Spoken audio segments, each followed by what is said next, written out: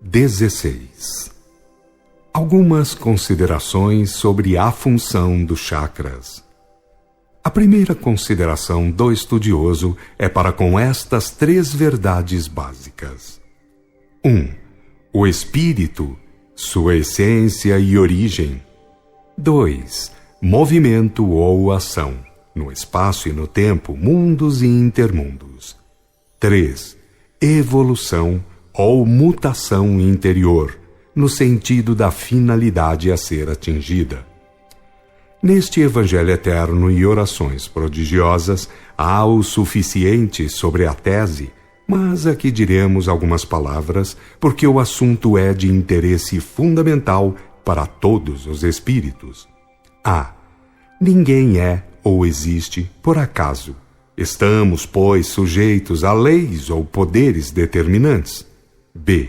O movimento ou ação no espaço e no tempo, mundos e intermundos, é regulado por leis ou poderes determinantes e tomam afeição ou características de leis morais.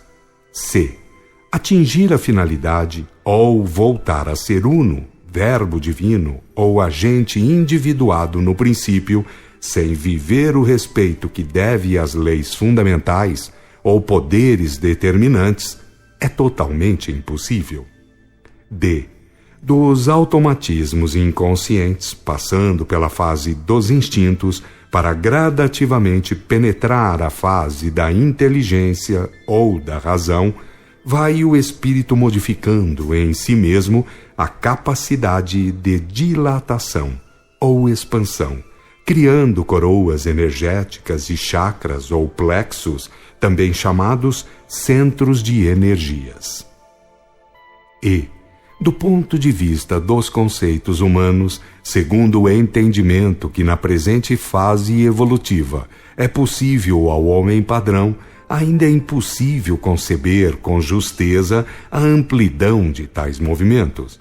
São profundamente falhos os conceitos contidos em livros antigos e modernos, versando sobre o espírito ou centelha emanada do princípio, as coroas que se vão formando, os chakras e plexos e os seus respectivos funcionamentos em contato ou como agentes de ligação com o corpo físico ou somático, através dos gases, vapores, líquidos e sólidos. F. Podemos e devemos afirmar que muitos conceitos sobre o espírito, chakras e plexos são totalmente errados, invertidos, prejudicando por isso mesmo o aprendizado e as aplicações do mesmo por parte dos estudiosos, em que pese a catadupa de termos, de palavrórios empolados contidos em tais livros. Os erros, quer fundamentais, quer técnicos, quer filosóficos, vêm de longe e são cultuados com carinho por aqueles que, julgando-se dignos discípulos de antigos mestres, nada mais fazem do que prolongar a vigência de erros bastante prejudiciais. G.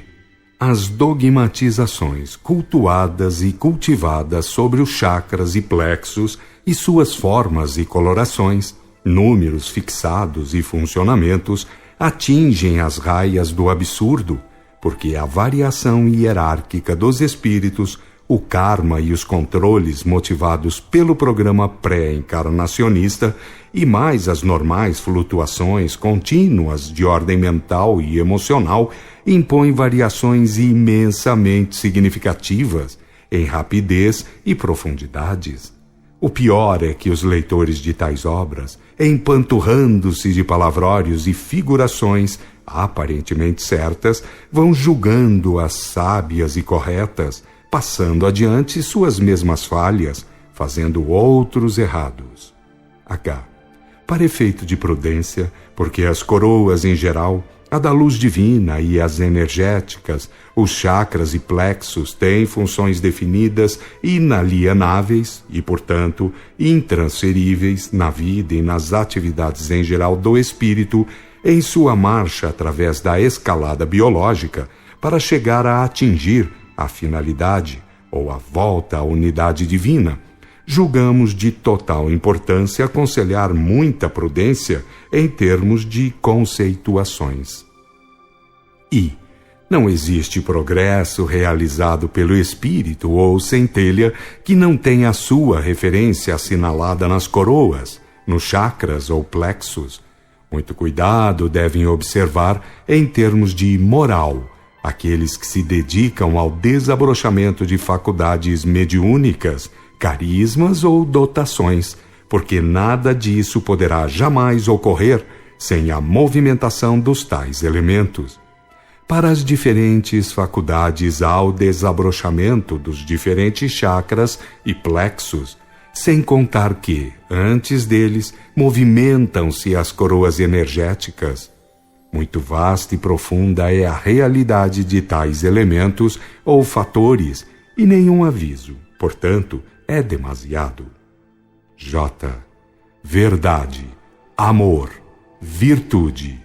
Eis, em síntese, as palavras que refletem o que Deus quer que suas centelhas emanadas vivam, para que, depois de atingir a espécie humana, possam mais depressa realizar a união divina. L.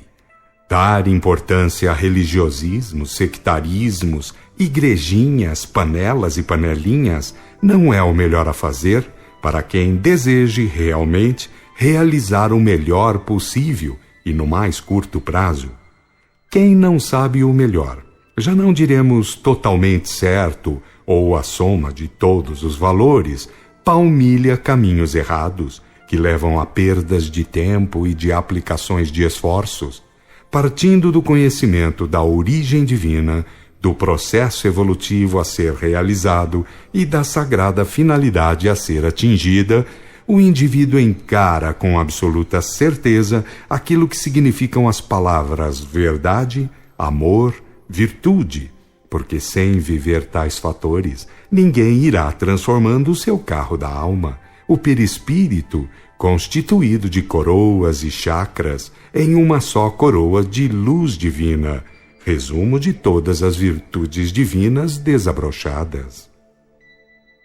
M. Dogmatizar sobre a forma, número de coroas, chakras e plexos é abuso de conceito, porque, através da escalada evolutiva, as modificações são normais e profundas ou obrigatórias em função do supremo determinismo. O que é, num determinado momento da vida do indivíduo, é realidade transitória, fugaz. E se formos observar no complexo da contextura perispirital as influências e as interinfluências das coroas e suas simetrias, dos chakras ou plexos e seus circuitos energéticos, constituídos de diferentes gamas ou feixes energéticos e profundas variações dos elementos etéricos e substanciais, influenciando o composto de gases, vapores, líquidos e sólidos do corpo físico, então faremos reconhecer que aquilo que tem sido ensinado sobre a matéria, através dos tempos, além de ser muito errado e invertido, em parte é totalmente infantil. M. Perante a história do planeta e da humanidade, o homem do presente deve pensar com rigor sobre aquilo que virá a ser. Para trás está o tempo todo que trouxe até o fim da juventude evolutiva, e para diante está todo o tempo que levará à maturidade evolutiva.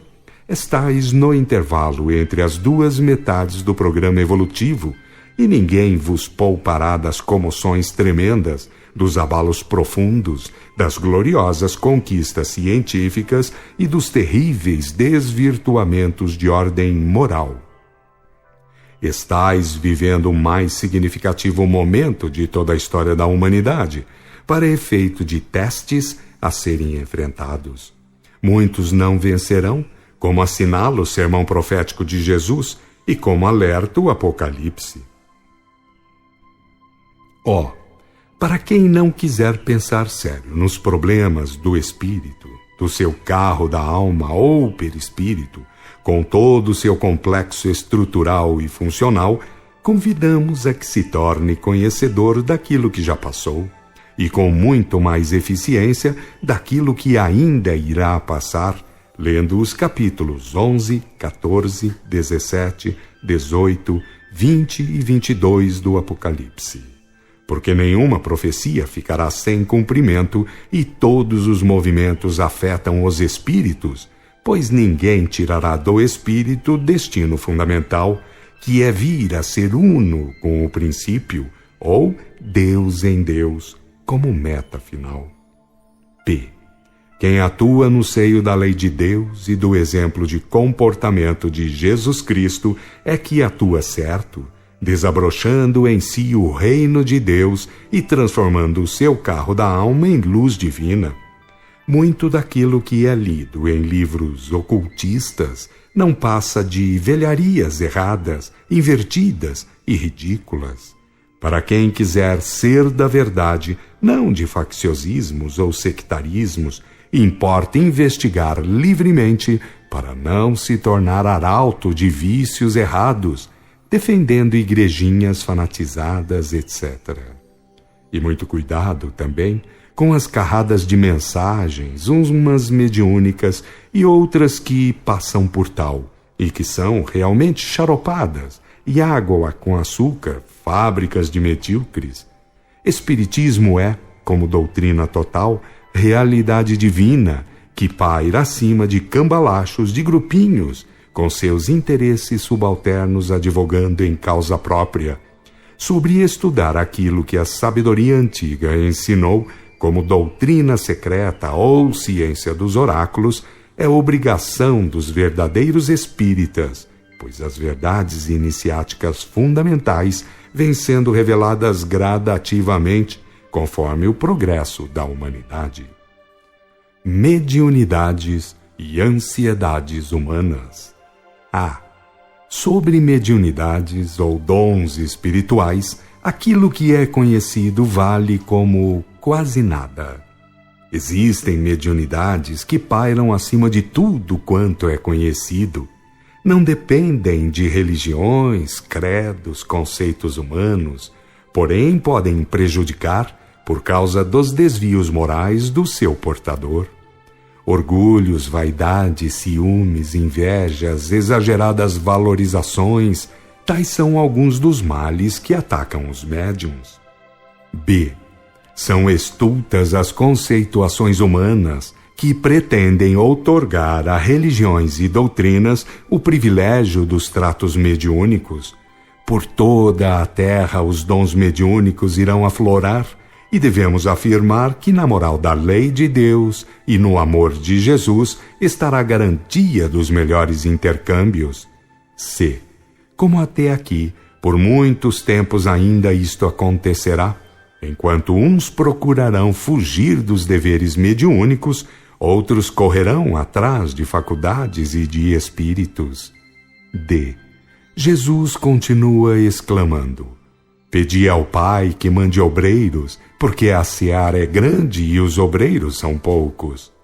E resta acrescentar que nos obreiros não faltem a inteligência e a honestidade, que os tornarão verdadeiros apóstolos da causa divina.